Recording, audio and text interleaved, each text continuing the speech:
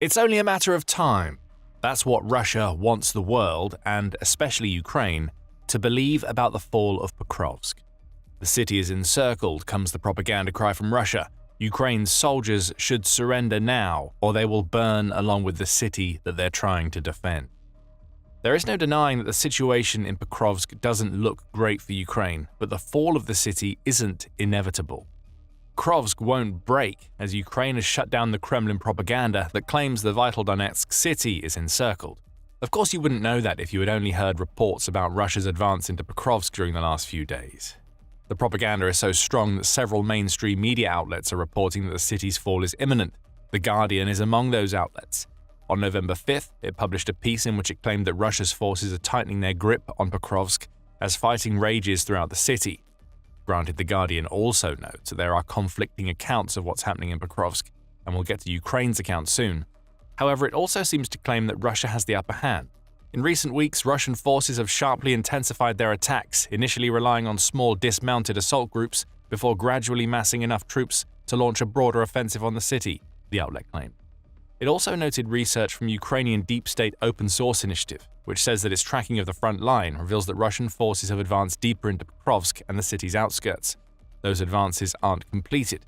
The areas in question are still shaded grey on deep state's maps, indicating ongoing fighting. Still, the situation would appear to be bleak for Ukraine. Russia certainly seems to believe that it's going to take Pokrovsk soon. Or at least it wants Ukraine to think that it's in a strong enough position to force the collapse of the city. Also on November 5th, Reuters reported that Russia is telling Ukrainian soldiers in the cities of Pokrovsk and Kupiansk that they need to surrender now because they'll have no chance of surviving if they don't.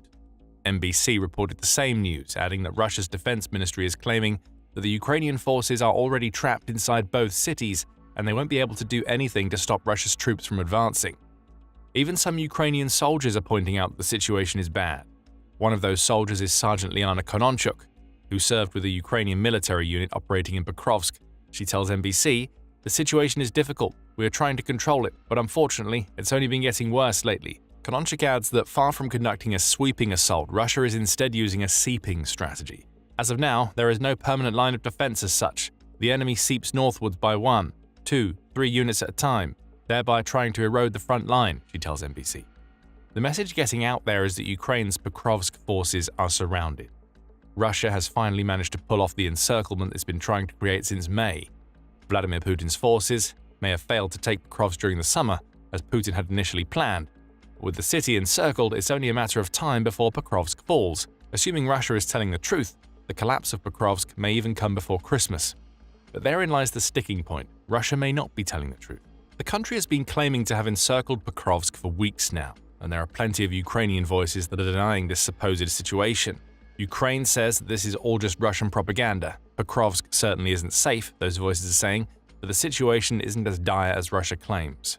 The Kyiv Independent was among the first outlets to contradict Russia's claims of encirclement. On October 29th, it said, "Ukrainian commanders' reports as well as open-source data show that Putin's claim of a complete encirclement is still far from reality, but the situation is undoubtedly highly dynamic and deteriorating for the defending side." The outlet highlighted that Russia had indeed managed to plant one of its flags on the western outskirts of Pokrovsk. However, that flag planting was more an exercise in information control than it was dominance over Ukraine. Russia had sent a small group in to plant the flag, take photos, and get out of Dodge before Ukraine's drones came calling. That's hardly an encirclement. None of this is to say that encroachments into Pokrovsk aren't happening, the outlet adds. They are, however, the Russian forces entering the city are small in number and are getting into Pokrovsk via infiltration, rather than full frontal assaults.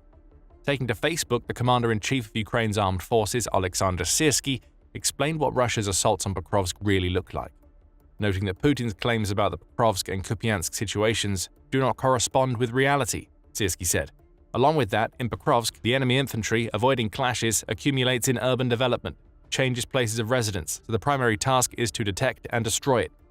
Some reports claim that Russia isn't fighting inside Pokrovsk, it's hiding, with its troops offering Putin small propaganda victories as they wait to be hunted down by Ukraine's forces. But what about Kononchuk's mentions of the difficulties Ukraine is facing? She isn't wrong, but other Ukrainian soldiers are quick to point out that Russia's seeping strategy doesn't constitute a full encirclement of Pokrovsk. Speaking to TSN on November 3rd, a soldier who goes by the call sign Sonic explained the situation from their perspective. Sonic serves with the Dovbush Hornets strike UAV unit as a drone operator, and they told TSN, "There's no full encirclement, neither in Minarad nor in Pokrovsk. Unfortunately, fighting is ongoing in both places. The enemy is present there, moving in, and now in rather large groups." Again, Ukraine's situation in Pokrovsk isn't perfect, but the encirclement Putin and his cronies claim is in effect simply isn't there, assuming Ukraine is to be believed. Sonic continued, noting that Russia is at least no longer throwing away its infantry as though it were its cannon fodder anymore. The country has gotten smarter in the tactical sense, and Pokrovsk is being used as a proving ground for the seeping strategy we mentioned earlier. However, many of the soldiers that Russia is sending into the city aren't equipped to exercise the level of control that Putin wants. Roughly 80% of them are ordinary infantrymen, Sonic claims. Most have no combat experience and are working on short-term contracts. This makes them easy picking for Ukraine's drone units once the infiltrating forces are located. This infantry herd is being controlled from the outskirts of Pokrovsk, and there are some Russian units that know how to fight. There aren't many of them, but they exist, Sonic concludes. Still, his point is an important one. Pokrovsk isn't encircled. On November 5th, another Ukrainian denial of Pokrovsk encirclement emerged. Barron's reported on this one, noting that the Ukrainian General Staff has added its voice to the argument. "There is no encirclement of our units and divisions," the General Staff said on November 5th. It added that Ukraine is fighting tooth and nail to defend one of its most valuable cities from Russian aggression. "Measures are being taken to block the enemy, who is attempting to infiltrate," it said. "Active resistance to attempts by enemy infantry groups to establish positions is ongoing." Putin is trying to make it seem like the fall of Pokrovsk is happening as we speak, and that the city will collapse in a matter of days. That isn't the case. Pokrovsk is still in danger, but there is no encirclement. Russia's propaganda is being refuted by Ukrainian evidence on the ground, and Ukraine says that it's actively putting measures into place that will stop Russian forces in their tracks. What are those measures? News.ua highlights a few. It says that Ukraine has set up search and rescue squads that are operating inside Pokrovsk. This operation involves units from Ukraine's 425th Special Operations Command, SBS operators, combined groups of the Special Operations Command, the Special Operations Command of the Armed Forces of Ukraine, the National Guard, and the Military District of the Ministry of Defense. In addition to the search and rescue efforts, Ukraine is doing something that we mentioned earlier: seek and destroy. Its targets are the small units of Russian infiltrators, and Ukraine's efforts are effective. News.ua notes that the 24 hours before November 5th alone saw Ukraine kill 26 Russian soldiers, injure a further 64, and destroy 58 Russian shelters in and around Pokrovsk. Extend the view to the past 3 days and Russia's losses add up even more. Putin's forces have suffered 249 casualties, 159 of which are irrevocable since the beginning of the week. Russia has also lost 26 vehicles and motorcycles, along with 7 drone control points, a tank, and an armored vehicle. These numbers aren't as heavy as we've seen in the past because Russia is eschewing the full frontal assault strategy it has previously used when trying to take Ukraine's cities. However, they are notable because the losses are heavy in the context of Russia's new sweeping strategy. A lot of the soldiers inside Pokrovsk are dying. If the city were encircled, as Putin claims, Russia's forces would be pouring in from all directions by now. Ukraine is putting everything that it has into the defense of Pokrovsk. In addition to adapting its operations inside the city to account for Russia's new tactics, it's deploying some of its most elite units to aid in the defense of the city. That's according to The Guardian, which reported on November 2nd that Ukrainian Special Forces operators had entered Pokrovsk. At the time, The Guardian said around 200 Russian soldiers had managed to penetrate into Pokrovsk. That puts the figures we shared a moment ago into better context. There were 200 Russians in Pokrovsk on November 2nd, and presumably a handful that entered the city in the days that followed. Then the 249 Russian casualties reported between November 2nd and 4th mostly add up. Almost all of the infiltrators are being taken out before they really establish footholds. The same report from The Guardian also carries more quotes from Siersky, who says that Pokrovsk is under pressure from an enemy group thousands strong, but Russia isn't making those numbers count. Again, Pokrovsk isn't encircled, and Ukraine is maintaining logistics through and around the city, even amidst Russia's seeping assaults. Now, with special forces getting involved, Ukraine's defense of Pokrovsk will become better organized and more capable of taking out the Russian infiltration units, and those forces may already be having an effect. Ukraine has scored a major victory in its battle for both Pokrovsk and against Russia's propaganda. Also on November 5th, the Kyiv Independent carried a report on Ukraine's forces securing the Pokrovsk City Council building and raising their country's flag. The operation was conducted by Ukraine's 425th Separate Assault Regiment, which took to Telegram to exclaim, "Stormtroopers of the Skel Regiment returned the Ukrainian flag to the City Council building in Pokrovsk." The same brigade also published a video on YouTube where it explains the operation and showcases footage of the storming of the building and the raising of the flag. Interestingly, the video also shows that not everything went according to plan in the counter-assault. A Ukrainian military vehicle was struck by one of Russia's drones during the operation, leading to a Ukrainian soldier suffering a slight injury. The commander of the 1st Assault Battalion of the 425th Separate Assault Regiment explains that this was the very soldier who helped complete the operation. The commander, dubbed Fighter, says he refused to be evacuated, saying he would complete the task. He reached the target and raised the flag. UKR Inform shares a similar report. It adds that members of Ukraine's main intelligence directorate have also made their way into Pokrovsk, and that the Ukrainian units stationed in the city are being reinforced as we speak. Ukraine seems to be preparing for a much tougher fight. But again, the reality is that this particular fight isn't happening yet. Pokrovsk isn't encircled, even though it may be in the future. Right now, Ukraine is fighting against small groups of Russian forces that hole up and hope for the best after they enter the city. This isn't Russian dominance, it's an invitation for Ukrainian destruction. There is one more piece of evidence that suggests Russia is lying about the Pokrovsk encirclement. Australia's ABC reported that Ukraine's President Volodymyr Zelensky claimed on November 3rd that there were around 300 Russian soldiers inside Pokrovsk. Those soldiers have made no major gains since entering the city. In Kupiansk, which Putin also claims Ukraine should evacuate, there are just 60 soldiers. These aren't city-taking forces, they are small infiltration groups Putin is using to create a narrative of Russian domination, even though the soldiers in those groups are being killed by Ukraine's defenders. So what are we to gather from all this? There are two sides to every story, and Russia seems to be untrue. There is no denying that Pokrovsk is in trouble. Siersky himself says that Russia has dedicated thousands of soldiers to taking the city, though Sonik's claims about those soldiers being primarily brand new recruits with no combat experience highlights the caliber of the forces Russia is using. As usual, it's all about numbers, though those numbers aren't being used in frontal assaults. Russia's soldiers infiltrate Pokrovsk in small groups and often die soon afterwards. As for the claims of encirclement, Russia says yes and Ukraine says no.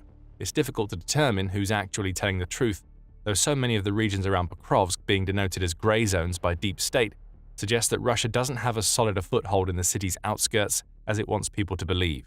The fighting in Pokrovsk still rages. But if what Putin claims about encirclement is true, Russia will be pressing its advantage in Pokrovsk with thousands of soldiers, not the couple of hundred that it's sneaking into the city. All of this brings us to two questions. Why does Ukraine need to hold Pokrovsk, and will it succeed in repelling Russia's latest advances? In terms of the need, Pokrovsk is one of the most important cities in the Donetsk region that Putin wants to control. The BBC explains why in a November 5th article, where it notes that Putin has been pushing for Pokrovsk ever since the fall of Avdiivka in February 2024. For over a year and a half, Russia has been trying and failing to take Pokrovsk, and it's only now getting anywhere close to a position where it might succeed. Ukraine needs to hold on because the fall of Pokrovsk could create a domino effect. If Pokrovsk falls, defending its satellite city of Mirnorad becomes almost untenable, and Russian troops would then be able to turn their focus to the battle for Konstantinivka to the northeast and the rest of the so-called fortress belt cities of Druzhkivka, Kramatorsk, and Slovyansk, the BBC reports. Ukraine would also lose a vital logistical hub that helps to keep the soldiers in that fortress belt supplied. However, losing Pokrovsk doesn't mean the end of Ukraine's Donetsk defense either. It will be a tough blow to take, but Ukraine has defensive lines in Donetsk to which it could withdraw. Pokrovsk fall will be the culmination of almost 2 years of effort for very little territorial gain on Russia's part, and afterward, Putin would then have to deal with the other fortress belt cities that will be reinforced by retreating Pokrovsk defenders. In short, it could be years before Russia takes Donetsk, even if Ukraine loses Pokrovsk. The BBC reports that the Institute for the Study of War says the same thing, as it claims that Russia has no means of rapidly enveloping or penetrating the fortress belt. So the fall of Pokrovsk would be damaging to Ukraine, but by no means war-ending. It wouldn't even end the Donetsk conflict, especially as Russia would have burned through tens of thousands of soldiers and thousands of units of equipment to take the city. So we have an idea of what happens next if Pokrovsk falls, but will it? The answer depends on who you ask. DW reports that several Ukrainian soldiers are saying that Russia is slowly closing off the logistical lifelines that keep Pokrovsk defenses ticking. Getting access to positions is very difficult. There are only 1 or 2 land routes left, and one of them is under constant shelling, one Ukrainian pilot told the outlet. France 24 also says that Ukraine is struggling to hold Pokrovsk because it hasn't quite adapted to the sieping tactics that we mentioned earlier. The reinforcements and adaptations we mentioned earlier in the video would see Ukraine start to counter Russia's approach of sending small infantry squads into Pokrovsk. However, it remains to be seen whether the Ukrainian adjustment will be quick enough to prevent the fall of the city. One thing is for certain, drones alone can't hold Pokrovsk. On November 5th, Reuters spoke to a drone squad commander named Huss, who said that it was soldiers operating on foot that would ultimately determine Pokrovsk's fate, even with drones playing such a key role in the city's defense. It is the foot of the infantryman that marks, so to speak, where we hold our ground, not a drone in the sky. His message seems to be clear. Ukraine needs more soldiers inside Pokrovsk. Again, reinforcements are arising. Other analysts, however, suggest that the talk of the fall of Pokrovsk may be premature. That's according to The Independent's World Affairs editor Sam Kiley. And even if the city does fall, Ukraine has some nasty surprises awaiting Russia. The landscape behind the Ukrainian front lines has been prepared for a fighting retreat by Kyiv forces. Thousands of miles of trenches, barriers, tank traps, and barbed wire mazes have been laid. No doubt secret minefields, stay-behind bunkers for behind-the-lines operations, and meticulously calibrated targeting will make Russia's next phase another session in the meat grinder of Ukraine's eastern front, Kiley writes. Still, for now, at least, Pokrovsk isn't encircled.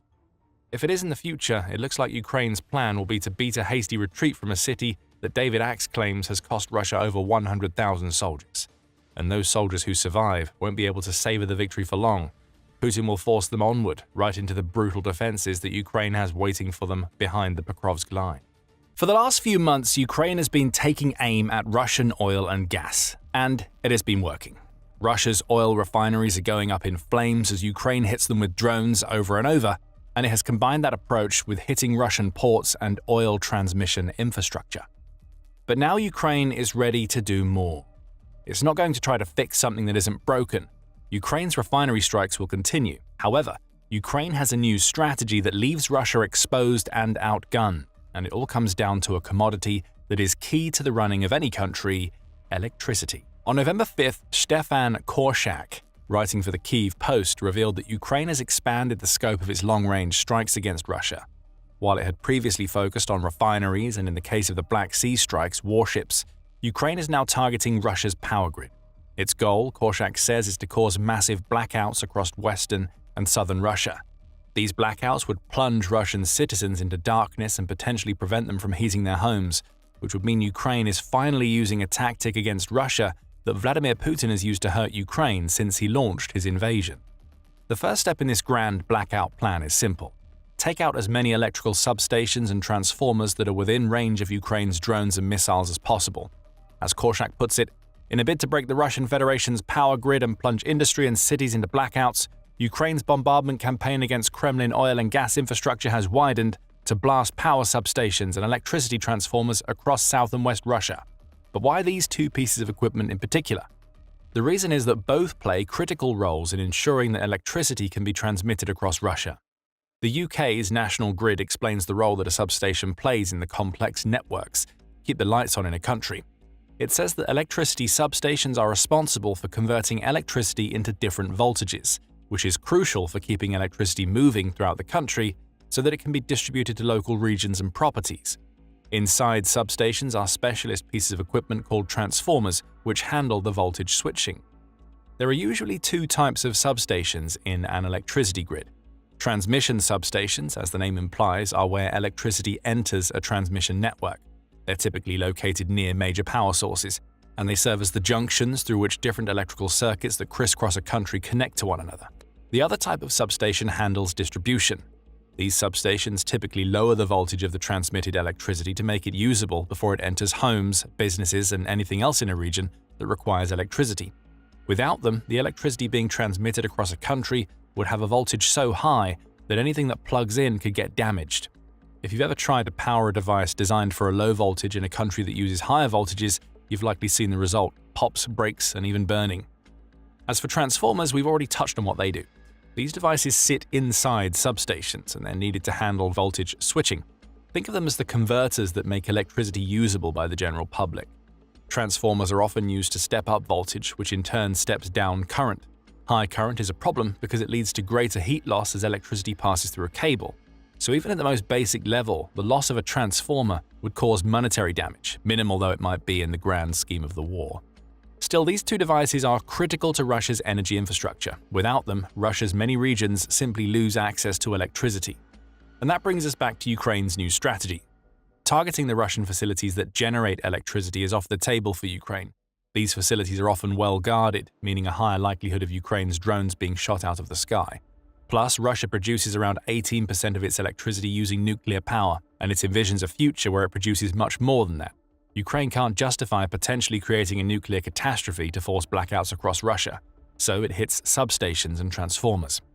These are the key links in Russia's energy grid that get electricity to where it needs to go. Ukraine has been hitting these pieces of infrastructure often and hard over the last few weeks. The most recent of those attacks was reported on by Military on November 5th. It says that Ukraine's drones targeted the Vladimirskaya high-voltage substation in the Vladimir region overnight between November 4th and 5th. Videos have also emerged from the scene of the strike, indicating that Ukraine scored a direct hit.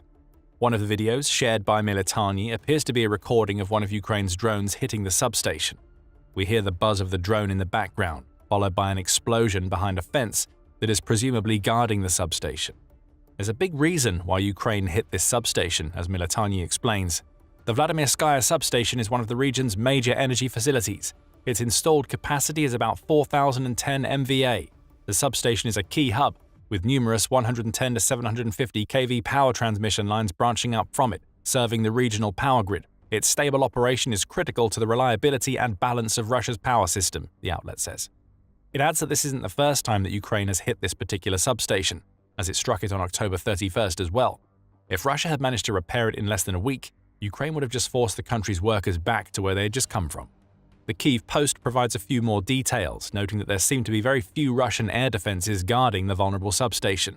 Ukraine's drones encountered some scattered, though light, anti-aircraft fire. That was it. We made a point earlier about how Ukraine may not be able to strike Russia's electricity generation facilities. The lackluster defenses at the Vladimirskaya substation highlights why it's now hitting these links in Russia's electricity grid. They're easier to strike, and Ukraine gets the same results.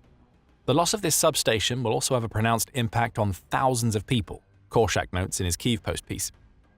He says that the substation transfers electricity from Russia's Volga hydroelectric power plant, its Kalinin nuclear power plant, and its Kostroma plant, which uses natural gas to generate electricity.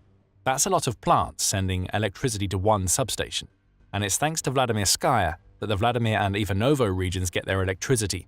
Total population potentially affected, at least 750,000. Oh, and the Vladimirskaya substation also serves the greater Moscow power grid. Korshak adds that it's likely that Ukraine used its Bober long-range drones for the Vladimirskaya substation strike. That drone, which took its first flight in 2023, is primarily used by Ukraine's main Directorate of Intelligence, and it was one of the country's first prominent unmanned aerial vehicles. It has a range of anywhere between 600 and 1,000 kilometers or 370 to 620 miles, depending on the variant. Plus, the Bober carries a KZ-6-shaped charge, which is designed specifically to penetrate hardened and armored surfaces.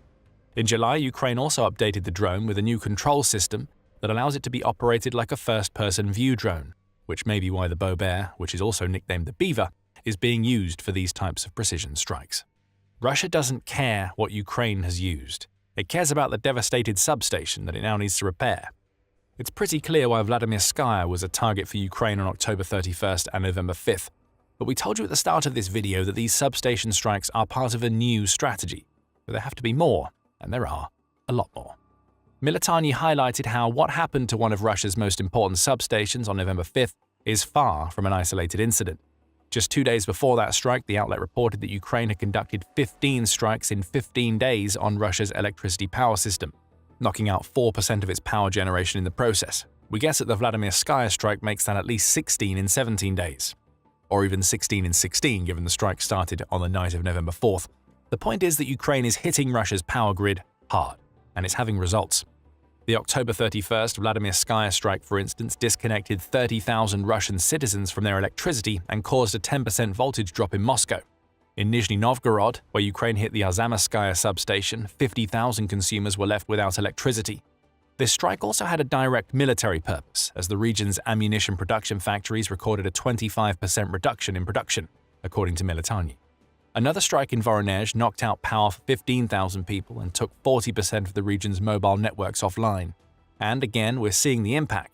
Tens of thousands of Russian people losing their access to electricity daily, and it's all thanks to Ukraine's new strategy. As we've hinted at with the mobile network comments, Ukraine's strikes aren't just causing blackouts. In the occupied Donbass region, a Ukrainian strike against one of its own substations caused a 50% reduction in water supply, as well as regional blackouts. Local airfields in Rostov experienced power shortages that would have stopped aircraft from taking to the skies in another strike. It's clear that there is as much of a military purpose to these substation and transformer attacks as there is a civilian distress purpose. Ukraine wants to bring the reality of the war home to Russian people with these strikes. But it's also using them to make Russia's forces on the front lines and far behind them less effective. Korshak takes an even wider view of the substation strikes in his piece for the Kyiv Post. He says that the outlet has counted Ukraine's strikes over almost a month, rather than the last 15 days, and the results show that Ukraine's new strategy is firmly embedded.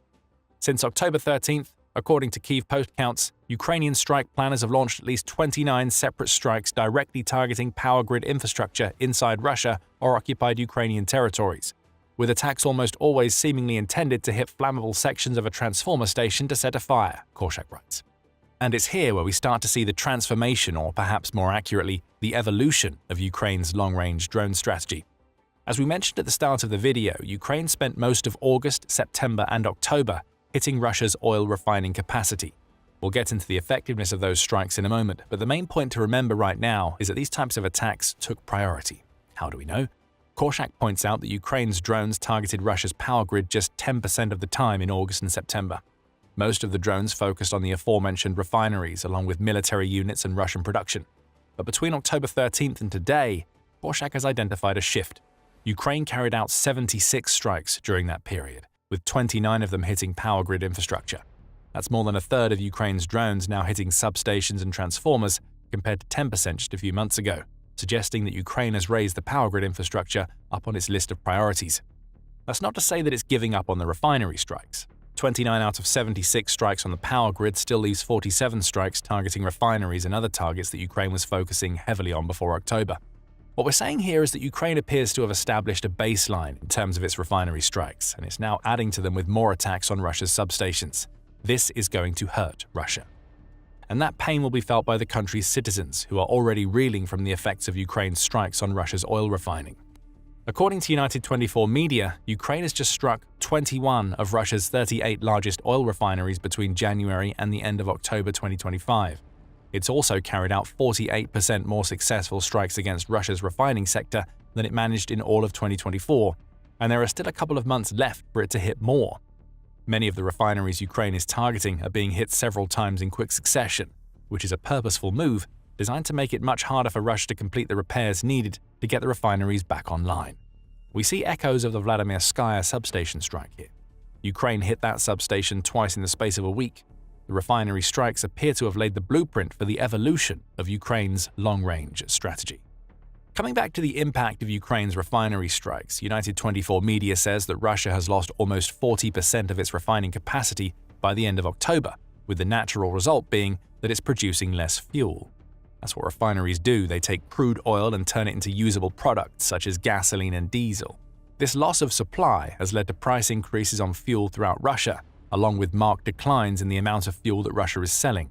Exports via the Black Sea and Azov Sea dropped 23.2% in September compared to the previous month, for example. So the refinery strikes are hitting Putin in his pocketbook. But the real danger of these strikes, when it comes to the Russian leader's seat of power, comes from the impact they're having on Russia's citizens. Beyond the price rises, civilians across many regions of Russia are now facing restrictions on the amount of gasoline they can buy. The Insider explains more in a November 3rd piece, where it highlights the scale of Russia's gasoline shortages. The strikes coincided with seasonal demand peaks and scheduled maintenance at several Russian plants, triggering a severe gasoline shortage across the country, the outlet reports. Fuel supply disruptions have hit nearly 60 Russian regions, with annexed Crimea facing the worst shortages. Authorities there have imposed a 20-litre per person cap, prompting panic buying, long queues, and even fuel theft. Local officials have moved to freeze prices for 30 days.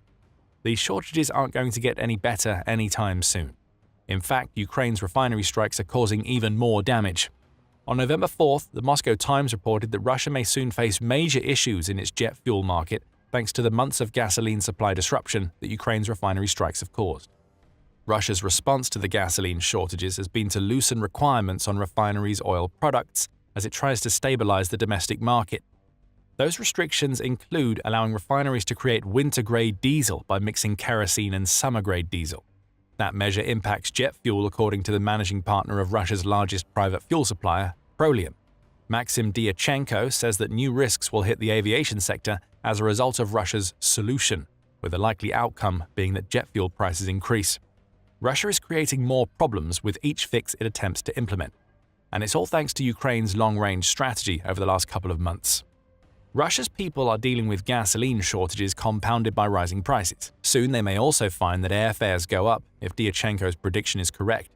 Ukraine has already created plenty of problems for Russia with its refinery-focused strategy, and now you can add the increased number of substation strikes into the mix. With the blackouts these strikes are causing all across Russia, many of the country's people may soon find themselves dealing with heating and lighting crises to go along with their fuel problems. It's all pressure piling up. And it's this pressure that Ukraine will be hoping blows back onto Putin in response to him starting the Ukraine war in the first place. The extra little twist to this particular tale is that Ukraine also seems to be seeking a measure of revenge against Russia with its substation strikes. Russia has consistently targeted Ukraine's energy infrastructure every winter since the war began, and it's doing the same thing in 2025. Since October, Korshak writes, Russia's aerial strike planners have shifted their focus to Ukraine's substations. Kyiv, Kharkiv, Dnipro, Poltava, and several other Ukrainian regions have already felt the effects. Ukraine is simply delivering a dose of its own medicine to Russia this time around. The country's president, Volodymyr Zelensky, made that much clear in a vlog on October 6th. The Russians do not understand the cost of all these blackouts, of all the hardships that the people of Ukraine experience and endure during this war, Zelensky said. He added that Russia must feel the price of these actions, stating, Ukraine strikes back, hitting military targets and energy facilities that sell their energy resources. Russia sells its energy resources and then uses that money exclusively for war. That's why Ukraine is taking absolutely just steps. Ukraine's goal, as we stated earlier, is to create sweeping blackouts in southern and western Russia. If it can hit Moscow, as it did on November 1st, when the streets of Russia's capital were plunged into darkness due to Ukraine's drones, then all the better. That city alone can see temperatures plunge as low as 14 degrees Fahrenheit during winter, which is a long way below freezing and is the sort of temperature no Russian wants to deal with when their electricity is cut off. The question now is which side is going to give first in this battle of the power grids. The answer may be Russia. As Medusa points out in an October article covering Russia and Ukraine's dueling blackout strategies, Ukraine has learned from the Russian strikes of the past. This year, Ukraine is better prepared for another round of attacks, having stockpiled generators and batteries, many with Western support, and deployed repair capacities based on past experience. Basically, they've done what they can to prepare for Russia's next attempt to disrupt the power grid, the outlet reports. It notes that Russia has increased the intensity of its strikes too, which could cause problems, but there is a question that Medusa doesn't answer. How prepared is Russia for Ukraine to use its own strikes against it? The many blackouts that we're already seeing inside Russia due to Ukraine's new strategy suggest that it isn't ready at all. Repairs are being carried out right now, but Russia may soon find itself in a position where it starts running out of the components it needs to keep its substations running. If that happens, temporary blackouts become semi-permanent, and it isn't clear if Russia has the backup capacity needed to ride the incoming storm. All the while, Ukraine will also be continuing its refinery strikes and may end up focusing on other targets in the next few months. One thing is for certain. It's going to be a very uncomfortable winter for Russia. As Russia and its President Vladimir Putin attempt to convince the world that Ukraine is on the verge of falling, the reality is far different. Support for Ukraine is as strong as ever, as a host of new joint defense partnerships between Ukraine and its allies are springing up. No matter what Russia says or does, Putin has to face the fact that his war has created both a stronger Ukraine and a far more prepared Europe. And now, another country has come up with a way to hurt Russia. Norway has entered the fray, and it's unleashed a shocking plan for Ukraine that has left Putin stunned and has the potential to seriously bruise Russia. That plan is a new raft of financial aid, though not in the way that you might expect. On November 4th, RBC Ukraine reported that Norway is planning to allocate a staggering $7 billion of its budget to Ukraine and its defense needs in 2026. However, that money won't come in the form of donated weapons, as has so often been the case in the past. Instead, Norway and Ukraine are going to launch a joint defense production program on Ukrainian soil that will see Norway funding its ally so Ukraine can build the weapons it needs to fend off Putin's forces. If that sort of arrangement sounds somewhat familiar, it's because this is the Danish model in action. Created in 2024 by Denmark and Ukraine, this model has created a sustainable way for Ukraine's allies to offer support without having to drain their own militaries, DSEI UK notes. The model is simple, and Norway has followed it to a T. A Ukrainian ally funds Ukraine's companies directly, allowing them to build weapons close to the front lines. That Ukraine-focused production means that there are no transportation delays or bureaucracy in the way of Ukraine getting the weapons it needs. Ukraine builds those weapons, then deploys them immediately. There are other benefits to the Danish model, as DSEI explains. In addition, it reduces the training burden attached to buying foreign equipment as warfighters can use technology they are familiar with, the outlet notes. Plus, Ukraine receives sustainable sources of funding it can use to maintain capacities in whatever areas it requires. Norway hasn't just donated to Ukraine here. It's made itself a part of a wider plan to make Ukraine a powerful, Russia-defeating military force for years to come. All of this news comes from Ukraine's Minister of Defense, Denis Shmyhal, who took to Telegram to explain the basics of the plan Ukraine and Norway have concocted. Shmyhal has been on a working visit to Norway to meet his counterpart Tor Sandvik, and he had plenty to say about the meeting. Minister Sandvik confirmed further support for Ukraine and announced a decision to allocate $7 billion next year for defense needs. I am grateful to the government and the people of Norway for their significant contribution, providing F-16s and supporting Ukrainian aviation, and for participating in the PURL initiative and the Maritime Capabilities Coalition, Shmyhal wrote. But that's just the beginning. Shmyhal met with Sandvik because Ukraine had been invited to a meeting of European defense ministers as part of the Joint Expeditionary Force, or JEF. With that meeting concluded, Forces News wrote on November 5th, Ukraine has enhanced several of its ties to JEF nations. These nations provide specialized training to Ukraine's forces and work with Ukraine on a number of issues, ranging from defense to fixing the infrastructural problems that almost 4 years of war with Russia have caused inside Ukraine. The JEF, which is led by the UK, is a 10-nation-strong collective, and its scope goes beyond Ukraine. Forces News notes that the meeting that resulted in Norway's new plan also took in discussions on the security situation in Europe's high north and the Baltic Sea. This is more important than it may appear on the surface for Ukraine. The fact that it was invited to this meeting shows Ukraine that the rest of Europe considers the country to be far more than a nation that needs to be saved from Putin's marauding forces. Ukraine is a true ally, and it's one that the JEF and the rest of Europe believes will be a key cog in the makeup of Europe's collective military machine long after the war with Russia is over. Ukraine's meeting with the JEF is proof that the rest of Europe is planning for a future where Ukraine retains its sovereign status. And as the Kyiv Post reports, Ukraine has been granted enhanced partner status within the JEF, making it the first country outside of the alliance to receive that status. Think of it like this. JEF is a NATO-aligned organization, though is not part of NATO itself. However, all of the JEF's members, including the UK, Norway, Sweden, the Netherlands, Denmark, Estonia, Finland, Latvia, Lithuania, and Iceland, are NATO members. Ukraine's being welcomed into this group's fold essentially means that it's taking part in discussions and plans that align with what NATO wants to achieve. It's almost NATO membership by proxy, and being an enhanced member of the JEF is huge for Ukraine. That brings us back to Norway's new plan. We've explained the basics already, but the plan is divided into two parts. Shmyhal explains, following the meeting, a memorandum was signed on uniform quality standards for defense products manufactured or supplied within the framework of our agreements. We must provide the troops with exclusively high-quality weapons, Ukraine's defense minister said on Telegram. This is an important first step for Norway's new plan. Standardization of defense products creates reliability on the front lines. With all involved parties on the same page when it comes to how they build their weapons, Ukraine's forces don't have to worry about unexpected surprises, such as manufacturing defects or different specifications when they're defending their country against Russia. Shmyhal continues by explaining the second part of Norway's new plan, as he states, another important step is a memorandum between Ukrainian and Norwegian companies on the creation of a joint defense enterprise in Ukraine. This will strengthen our defense industrial potential. This is the Danish model we mentioned earlier, though the question has to be asked, what are Ukraine and Norway going to be making together? Censor.net has some ideas.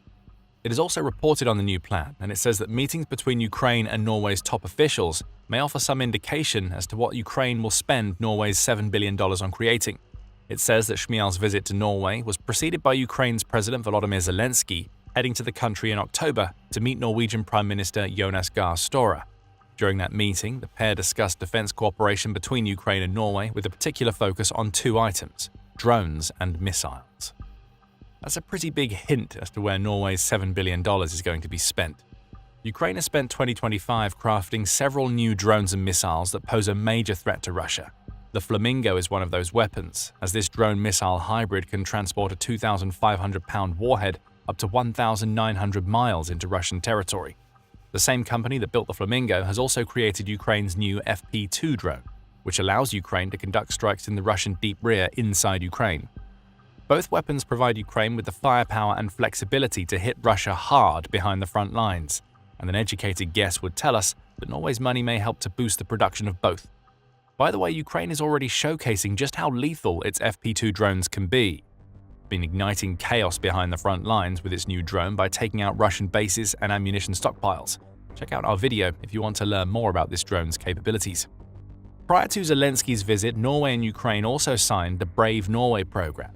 Though relatively small, as it's only a $20 million initiative, the program will provide support for startups that are building the next generation of drones that Ukraine could use against Russia. The program will also fund hackathons that are sure to benefit Ukraine's cyber fighters. Plus, it'll help both countries create research platforms to grease the wheel as ideas move from basic concepts into fully fledged prototypes and beyond. So Norway's $7 billion plan hasn't come out of nowhere.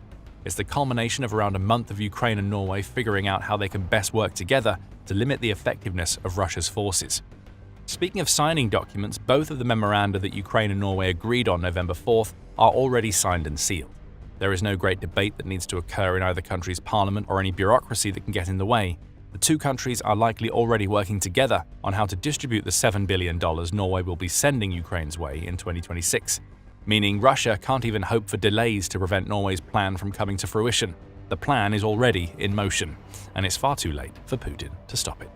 As if to rub salt in the gaping wound that it's just created for Russia, Norway isn't limiting itself to aiding Ukraine militarily. In a separate funding package, it's committed $150 million to gas purchases and other measures designed to enhance Ukraine's energy security. That's according to RBC Ukraine, which reported on this agreement on October 22nd. The outlet says that Norway will be providing these funds via the European Union or EU, and they come at just the right time as Ukraine gears up for another tough winter of fighting with Russia. Why will the winter be tough for Ukraine? Storer hinted at the answer in comments he made upon the signing of this humanitarian aid deal. Ukraine is facing another difficult winter, and the power supply in the country is unstable, Norway's Prime Minister said. Together with the EU, Norway is stepping up efforts to ensure that Ukrainian households, businesses, and institutions have access to energy. These efforts are important for both individual Ukrainians and for keeping the wheels of the country turning. It's the part about Ukraine's energy supply being unstable that deserves the most attention from these comments. Putin has made it Russia's mission to devastate Ukraine's energy infrastructure this winter. In truth, Russia has targeted Ukraine's energy infrastructure every year since it invaded, which makes sense from a purely damage-based perspective. Temperatures in Ukraine can dip as low as 23 degrees Fahrenheit according to the International Rescue Committee. That's well below freezing, and Putin takes advantage of that fact by destroying the Ukrainian infrastructure that allows the country's civilians to keep their homes heated during the coldest months of the year. This is tactical terrorism, designed to sap the morale of the average Ukrainian and, if Putin has his way, perhaps even kill those who are especially vulnerable to the cold. To bring his strategy to fruition, Putin has conducted regular aerial strikes against Ukraine. The most recent of these came on November 2nd, which is when Euronews reported on a Russian drone and missile strike that killed 2 Ukrainians directly and caused damage to both residential buildings and civilian infrastructure. This strike was relatively small compared to others that Russia has launched in the past, though it still included 79 drones and a pair of Iskander-M ballistic missiles.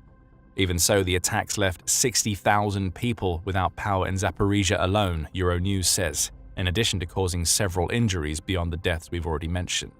This is what Ukraine will have to deal with all winter, and future Russian attacks on the country's energy infrastructure will likely involve far more drones and missiles.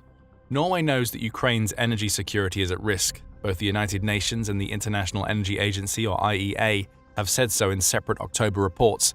The former says that 2025 has seen a 30% overall increase in civilian deaths as a result of Russia's aerial strikes compared to 2024, which indicates that these strikes are getting heavier and more numerous.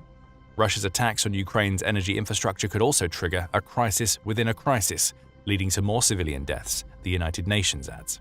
The IEA's view on Ukraine's potential winter 2025 future is equally glum.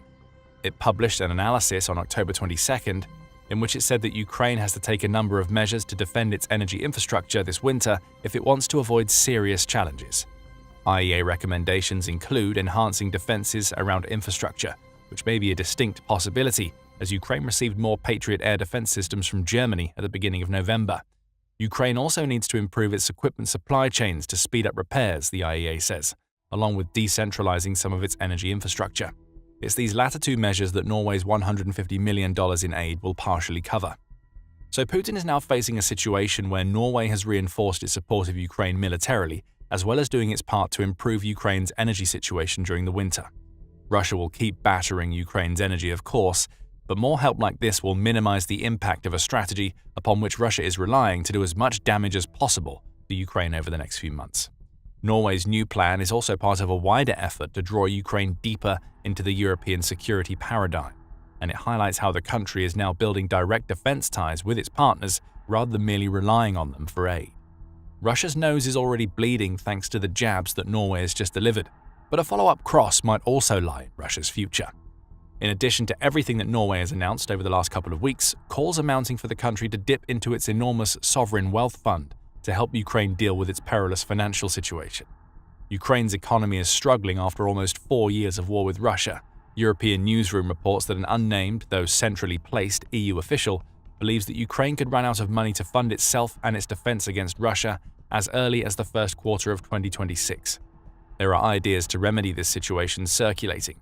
The EU is considering giving Ukraine a loan against the $160 billion of frozen Russian assets its member states are holding. However, the idea is being held up by red tape and is still under debate.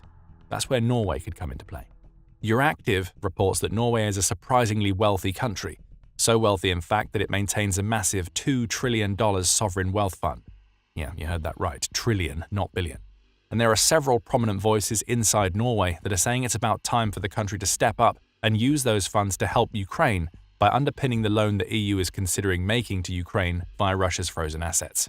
According to Euractiv, 5 of Norway's political parties, including 3 that are going to back the current Prime Minister's next government, are saying that Norway should step up and use its huge wealth fund to support Ukraine. Stories seems to be listening.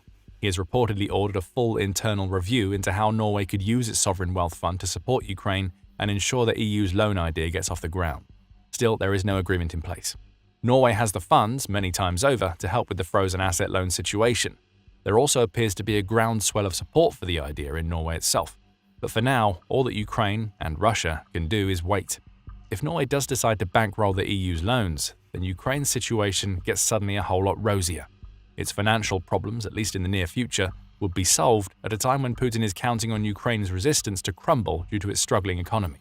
Norway has a chance to deliver a knockout blow to Putin here. Ukraine will be hoping that it's already winding up to strike. We also have to consider what all of this support from Norway, both confirmed and potential, means for Russia. We've already discussed the enhanced cooperation between Ukraine and its allies. For Putin, that cooperation is the exact opposite of what he wants to see happening in Europe. Part of Putin's plan when launching the war was to sow seeds of division among European powers that have the might to stop him. As Bloomberg put it in October 2024, from Belarus in the north through Ukraine and Moldova to Georgia in the south, Russia is waging a relentless battle to weaken US and European influence. For the Kremlin, it's all one fight to restore control along Russia's western periphery, effectively creating a buffer with the West and a new division of Europe. European countries getting their acts together and building defense ties with Ukraine isn't part of a plan that is quickly falling apart for Russia's president. Perhaps as worrying for Putin is that Norway has just shown him that his usual intimidation tactics aren't working on the Norwegians. Putin has made a career out of using Russia's military and economic might to create influence, but all he has really achieved in Norway is to reinforce the idea that it needs to prepare for a future fight with Russia while helping the one country that is currently holding Putin back in any way that it can. Beyond the new aid agreements that we've already covered, Norway is restoring and building new bomb shelters in its own territory in preparation for a possible fight with Russia. That's according to Politico, which said in January that Norway is starting to build shelters for any new apartment complex that is larger than 1,000 square meters, or about 10,760 square feet. These new shelters will join others that Norway used to build as part of apartment complexes up until 1998 when it stopped. What we see here is Norway sending a message to Russia that it's ready to call Putin's bluff when it comes to threats. Speaking of threats, it was only a couple of months ago that Russia delivered another to Norway. In August, the Moscow Times said that Russia was threatening to ban Norwegian fishing ships from its waters in retaliation for EU sanctions against Russian fishing. Perhaps Putin thinks this is a way for Russia to exercise control over the Baltic Sea. More likely, this was an attempt by Putin to tell a country with a $2 trillion sovereign wealth fund that he will hurt it financially if it doesn't do what he wants. The threat clearly hasn't worked. Norway hasn't withdrawn its support for EU sanctions. Instead, it's doubled down on its support for Ukraine by delivering a comprehensive plan that could make Ukraine more dangerous to Russia than ever before. And if the calls for the unleashing of Norway's $2 trillion are answered, Putin may soon discover that his threats have done nothing more than awaken a sleeping economic giant. Russia teeters on the brink of complete collapse. Its economy is crumbling, its industries failing, and its people growing increasingly restless, desperate, and incensed at the deteriorating state of their nation. Now, even Russia's own experts are sounding the alarms, predicting the very real possibilities of civil war, political breakdown, and complete chaos all across the country. And like a sinking ship that's taken on too much water, there's nothing that can stop the imminent, miserable demise of this once proud nation. Those who've been following the situation in Russia closely in recent times will already be aware of the countless problems facing the country today. These issues are discussed at length and on a recurring basis by Western journalists, media outlets, and military analysts. In Russia, however, the tone tends to be very different. There, newspapers, TV stations, and expert officials are often ordered, instructed, or otherwise pressured to toe the Kremlin line, to parrot Putin's propaganda, deny the facts, and twist the narrative however they can to paint Russia in the best possible light at all times. It's been seen time and time again during the course of the war so far. When Russia suffers any sort of military defeat or embarrassing loss, it gets glossed over. When it has a minor gain on the ground, it gets exaggerated. Over and over, Russia's officials and media outlets spin the story to suit their own ends, controlling public opinion through lies and falsehoods, never daring to admit that things are going badly or that their all-powerful leader, Vladimir Putin, might have made a mistake. Slowly but surely, however, that's starting to change. Earlier this year, Russian officials in positions of power and authority began openly owning up to the major problems facing their nation. Elvira Nabiullina, for example, the governor of the Russian Central Bank, announced at the St. Petersburg International Economic Forum back in June that Russia's economy was running out of resources. Around the same time, at the same event, the country's economy minister, Maxim Reshetnikov, admitted that Russia was on the verge of a transition to recession. Even the Russian Prime Minister, Mikhail Mishustin, shared a grim assessment of the country's deteriorating financial situation in August, noting that most regional governors have struggled to fill their budgets for 2025, adding that business profits are down, exports of important products have declined, and the economy is struggling to stay afloat. Now, another Russian expert is going much further, revealing the full, ugly extent of the numerous crises facing his country today, and calling for immediate action to prevent even more severe problems such as civil war and the dehumanization of Russian society. The expert in question is Alexander Karichev, head of the Presidential Directorate for Monitoring and Analyzing Social Processes. Karichev recently wrote an article for the Russian journal State, issued by the Russian Presidential Academy of National Economy and Public Administration, RANEPA, and the project DNA of Russia. In that article, Karichev outlined no fewer than 5 major challenges facing the nation today, and while some of his reasoning and responses to these issues are questionable, to say the least, he does still manage to make some salient points. Here's a closer look at the 5 challenges he highlights. First, population decline. Russia currently ranks as the 9th most populous nation in the world, with a grand total of almost 144 million people. Karichev fears, however, that the country could slowly start to slip down the rankings in the future. His reasoning for this is in line with what one might expect of a Kremlin official. He claims that depopulation is the global problem caused by the impact of the globalist experiment, adding it's a virus affecting thinking with an inadequate and ill-conceived construct. He cites women in China as an example, claiming that women in large cities don't want to start families. They live their lives, satisfying their needs, pursuing a career. Closer to 30, they have a child with someone or with sperm taken from a donor bank. Single-parent families have become the norm. They have one child and they say that's enough. And the husband is an additional burden, having to wash socks and cook. He then goes on to blame people wanting to live child-free lives or being part of the LGBTQ community for causing the destruction of our people, before arguing that Russia should respond to these perceived threats by promoting traditional family values and making it more fashionable to have large families. He even believes that films should start being made featuring families with not just 1 or 2 children, but 3 or more, to encourage Russians to procreate. In reality, Russia may indeed face a depopulation problem, but it likely has little to do with the reasons Kyiv suggested. It may be more closely connected to the fact that the country has lost literally hundreds of thousands of soldiers, many of whom were young, able-bodied men who might have gone to start families of their own and contribute to society in other ways had the war never begun. Hundreds of thousands or more have been injured and will struggle to ever live normal lives, placing great strain on the country's healthcare services and other critical infrastructure. And an estimated 1 million more Russians decided to leave their country of origin when the war began, either as an act of protest or out of fear for the future, their families, and their own lives. A Carnegie Politica report published in September 2025 also noted several other reasons behind Russia's ongoing demographic crisis. First, the country is now facing a deeper decline in the birth rate, a worsening age structure of the population, and various consequences of the war. Second, the main demographic shock absorber is disappearing, Russia's appeal to immigrants, who for 3 decades offset the natural population decline. The evidence backs this up. In 2024, just 1.22 million people were born in Russia, which is the lowest amount since 1999, and the number of births is expected to decline year on year by 3 to 5% until at least 2030.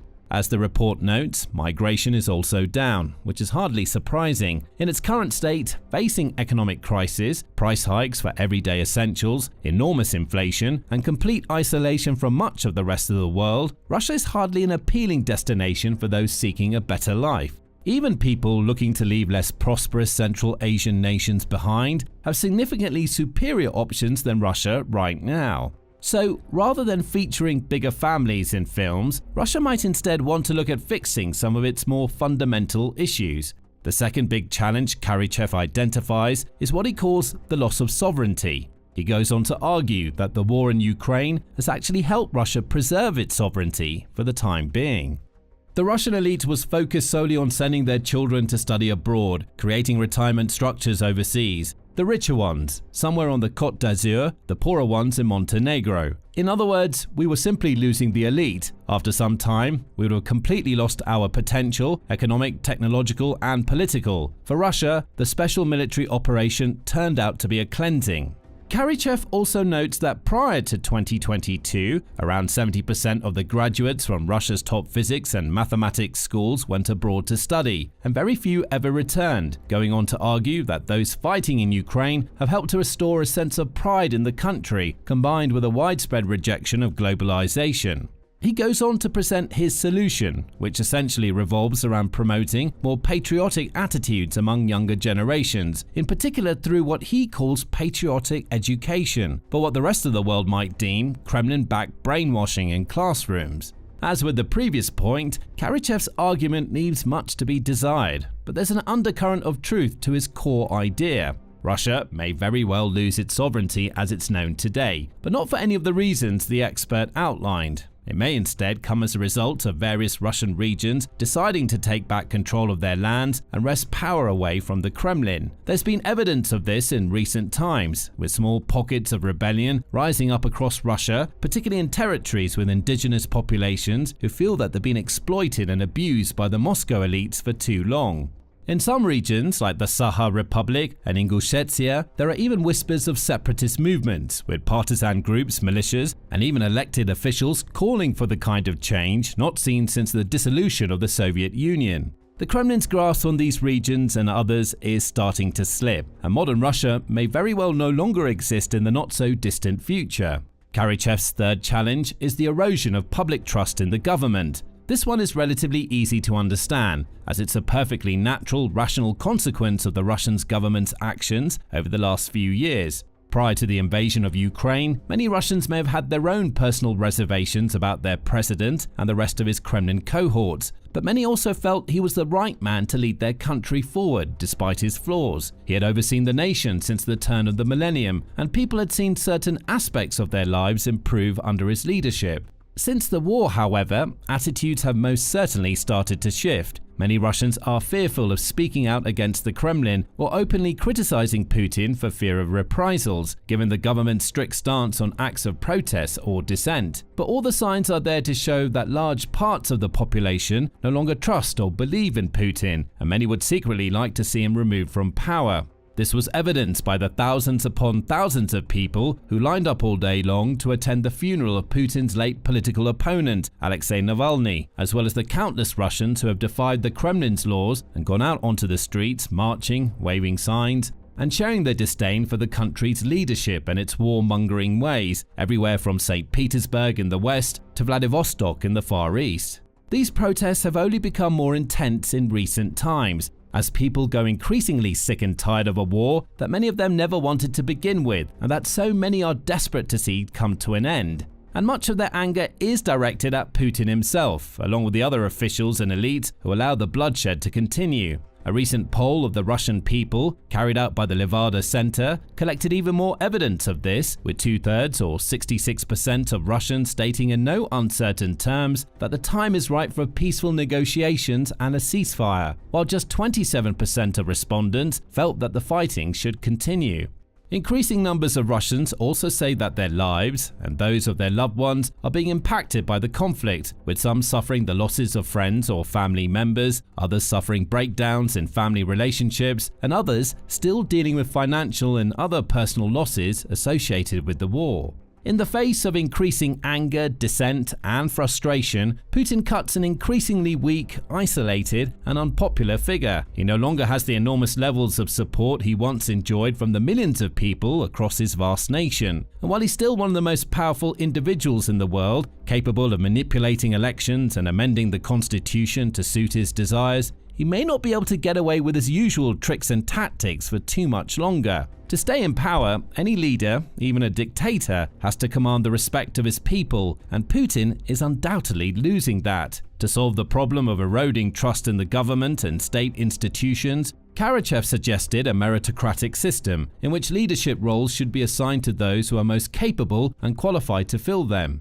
It's an idea that would undoubtedly work well in countless other countries, but history has proven that modern-day Russia has no interest in these sorts of systems. In Putin's Russia, power is given and taken by one man and one man only, and those in the highest positions of authority are most often those who show him the most loyalty, not necessarily the ones best qualified for the jobs in question. The fourth big crisis facing Russia is what Karachev calls dehumanization and transhumanism of the Russian people. He argues that too many Russians are following what the Kremlin would classify as capitalist Western lifestyles, becoming obsessed with technology and the internet, retreating into the virtual world for their own comfort and convenience rather than contributing more meaningfully and actively to society. He fears that too many people are becoming subjects of consumption, writing, "We need patriots, not couch potatoes, but active people, ready to take responsibility for themselves, their families, and their country."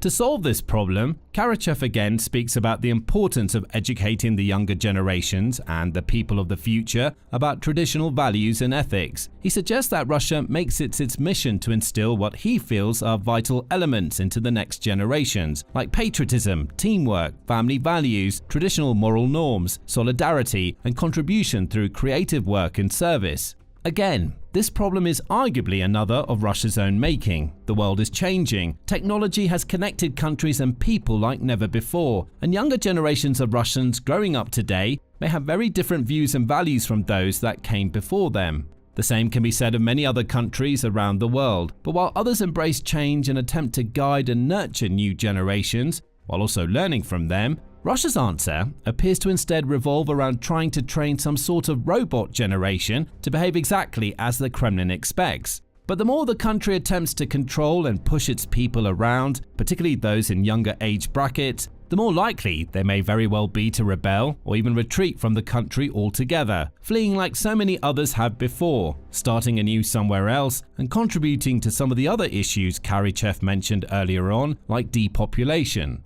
Karachev's fifth crisis is arguably the most worrying one of all. He predicts that, due to increasing divisions and conflicts across Russian society, due to social, economic, cultural and political issues, the country could very well face a full-scale civil war sometime in the future.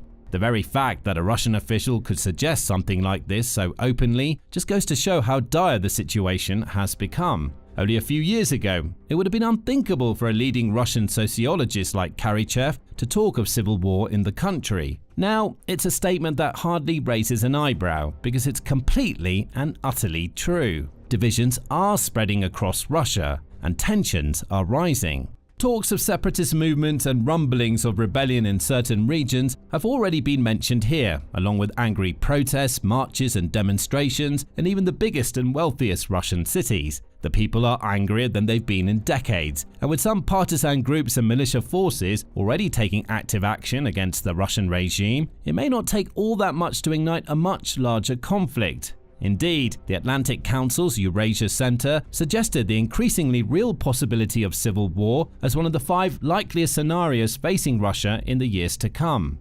Indeed, it's civil war, a scenario that's increasingly easy to envision, especially as the twin failures of Ukraine and the economy continue apace. Perhaps in Chechnya, an increasingly unhealthy Ramzan Kadyrov dies in office, and infighting over a successor spirals into a third Chechen war. Perhaps in Tatarstan, veterans committees and local students gather to protest both Moscow's recruitment of Tatar infantry and smothering of Tatar identity. And the Kremlin, in a fit of failed strategy, opens fire on the protesters, sparking a broader anti-colonial movement in Tatarstan. Or perhaps in Sakha, unemployed Sakha men storm and seize control of Russian hydrocarbon infrastructure, demanding the funds be returned to their colonized nation and demanding the sovereignty they agreed to in the early 1990s. Any one of these incidents, or dozens of others, could be the spark that sets Russia's increasingly towering pile of tinder ablaze, potentially leading to the toppling of the Putin regime, the end of the war with Ukraine, and a complete transformation of the Russian Federation into something far different from what it is today. Kyiv, meanwhile, doesn't go into too much detail about what might cause a civil war or how it could play out, but instead argues that Russia needs to work on building a more cohesive, unified society.